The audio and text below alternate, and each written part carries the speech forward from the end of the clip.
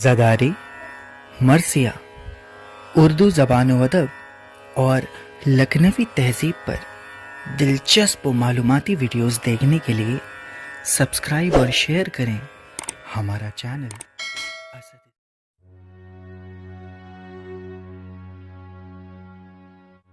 आज मैं आप लोगों को रोज़े और सेहत के मुतालिक कुछ बातें करना चाहता हूँ। जैसा कि आप जानते हैं, रोज़ा जो है कुरान में लिखा हुआ है कि हमने रोज़े तुम्हारे पर फ़र्ज़ किए जैसे कि तुमसे पहले के कौमों में फ़र्ज़ किया गया था। यानी हज़रत आदम के ज़माने से रोज़ा हम रखते आ रहे हैं और तकरीबन हर धर्म, हर मज़हब के मानने वाले किसी न किसी फॉर्म में रोज़ा या व्रत रखते हैं। लेकिन जब रोज़ा रहना शुरू करते हैं तो जो लोग बीमार हैं उनके लिए ज़रा चैलेंजेस होते हैं, या वो सोचते हैं, ख़ास करके आजकल जो बीमारियाँ कॉमन है जैसे डायबिटीज़ है, ब्लड प्रेशर है या हार्ट बीमारी है, उन मरीजों के लिए दुश्वारियाँ हो सकती हैं।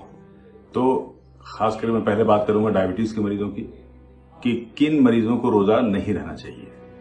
हालांकि ये आपका ज़ाती फैसला होता है, लेकिन अगर आपके सेहत या ज़िंदगी या जान पे नुकसान हो तो बेहतर है कि रोज़ा न रहा जाए। जैसा कि सूरह बकरा में फरमाया गया है कि हमने तुम्हारे लिए आसानियाँ पैदा की हैं, दुश्वारियाँ नहीं।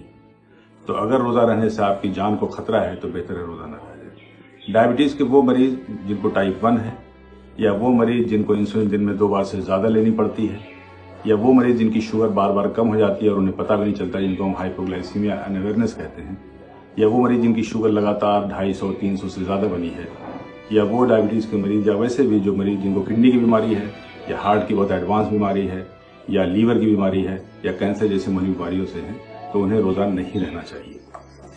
अब अगर आप रोज़ा रहना चाहते हैं तो क्या एहतियात करनी चाहिए, वो बहुत ज़रूरी है। पहली बात तो कि सारे डायबिटीज़ के मरीजों को बेहतर है कि वो रोज़ा रखने के पहले अपने डॉक्टर से मिलें और अपनी दवाओं की मकदार और टाइमिंग को एडजस्ट कराएं।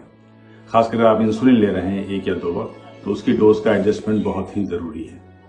दूसरी बात, अगर आप दवाएं ले रहे हैं तो दवाएं जैसे अगर आप सुबह में एक दवा खाते हैं तो उसको आपको शाम को कर देना होगा, क्योंकि रमज़ान के दिनों में रात में आप ज़्यादा खाते हैं, दिन में नहीं खाते हैं।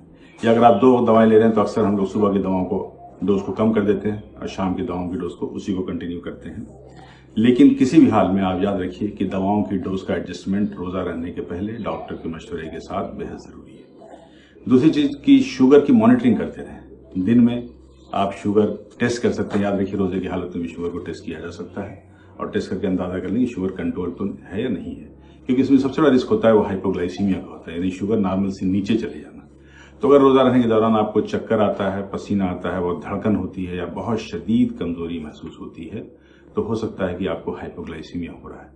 और अगर ऐसी हालत में अगर आप शुगर चेक करते हैं और शुगर 70 मिलीग्राम% से नीचे आती है तो बेहतर है कि रोज़ा आप तोड़ दें, बंद कर दें, ख़त्म कर दें। या अगर आपकी शुगर 300 से ज़्यादा आती है तब भी बेहतर है कि रोज़े को डिसकंटिन्यू कर दिया जाए। तो ये तो मैं बता रहा था आपको उसके हाइपोग्लाइसीमिया वगैरह के मैनेजमेंट के बारे में, और उसके बाद से कोई भी मीठी चीज़ें आप खा सकते हैं। दूसरा, अक्सर ये सवाल किया जाता है कि ग़ज़ा के बारे में, कि हमें ग़ज़ा क्या लेना चाहिए।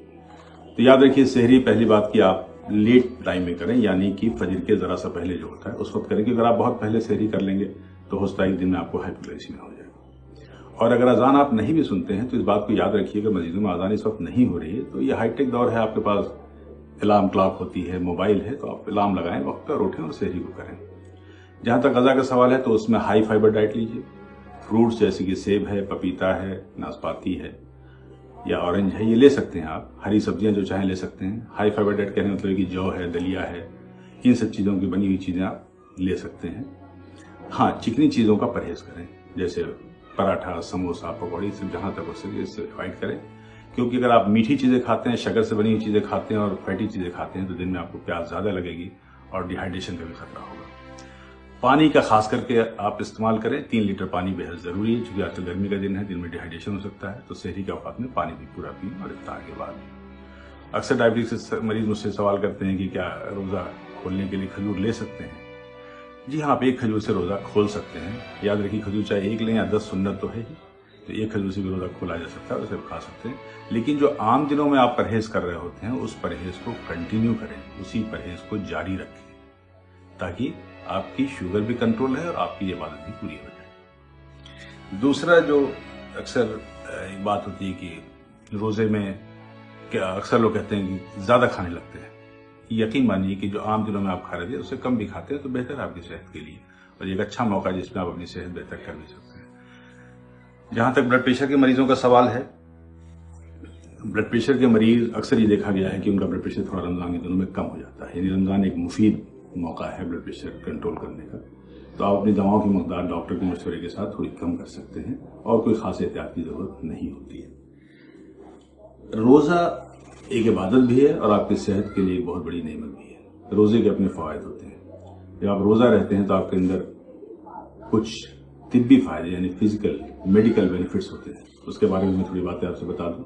पहली बात तो कि ब्लड प्रेशर के मरीजों के लिए हार्ट के मरीजों के लिए मुफीद होता ही है। दूसरी चीज़ ये है कि अगर आपका वज़न बहुत ज़्यादा है जो कई बीमारियों की वजह होती है, उस वज़न को आप रमज़ान के दिनों में बहुत आसानी से कम कर सकते हैं।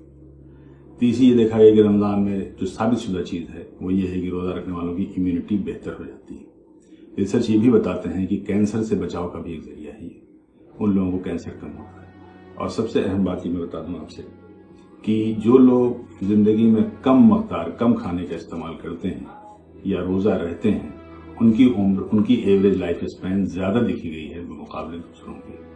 तो रोज़ा एक अच्छा मौका है जिसमें आप अपनी सेहत को, अपनी फिजिकल फिटनेस को आप बहुत बेहतर कर सकते हैं। एक बड़ी बात ये भी होती है कि इसमें आपकी विल पावर यानी क़ुव्वत इरादी बहुत मजबूत हो जाती है। तो ये वो मौका है जिसमें आप अपनी उन आदतों से, जैसे तंबाकू नोशी है, सिगरेट है, इन सब से निजात पा सकते हैं।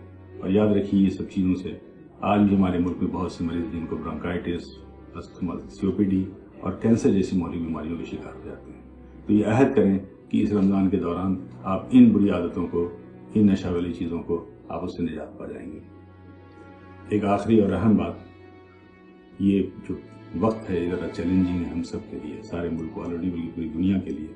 हम एक लॉकडाउन की पीरियड से गुजर रहे हैं। तो मैं आपसे ये खास करके कहना चाहूँगा कि जो भी कानून है उसको पूरी तरीके से फॉलो करें, जो भी गवर्नमेंट के इंस्ट्रक्शन है उसको फॉलो करें। आप मस्जिदों में न जाएं, कहीं भी भीड़ न लगाएं, इज्तिमाई इफ्तार का एहतमाम न करें। तरावी सारी इबादत आप तन्हाई में अल्लाह से ताल्लुक़ पैदा कर सकते हैं और इबादत को कर सकते हैं। और दूसरी चीज़ कि इस मौके पे याद रखिए, एक हदीस मुझे याद आती है, हुजूर ने कहा था कि अगर कोई शख्स रात में पेट भर के खाना खा के सोता है, अगर उसका पड़ोसी भूखा है तो वो हम में से नहीं है, वो इस्लाम को मानने वाला नहीं है। इसलिए ये आपका फ़र्ज़ है और आपकी ये जिम्मेदारी है कि आप अपने मोहल्ले, अपने पड़ोस, आसपास देखें कि ऐसा तो नहीं है कि इस लॉकडाउन के हालत में कहीं वो भूखा तो नहीं है या ज़रूरतमंद तो नहीं है। बगैर किसी मजहब, ज़ात पात की तकलीफ किए हुए सभी लोगों के लिए आप मददगार बने, उनके खाने का इंतजाम करें, उनकी जहाँ तक हो सके मदद करें। क्योंकि इस बात को याद रखिए कि charity is a part of our religion. इन्हीं चंद बातों के साथ मैं आपसे रुख्सत लेता हूँ। आप सबको रमज़ान की बहुत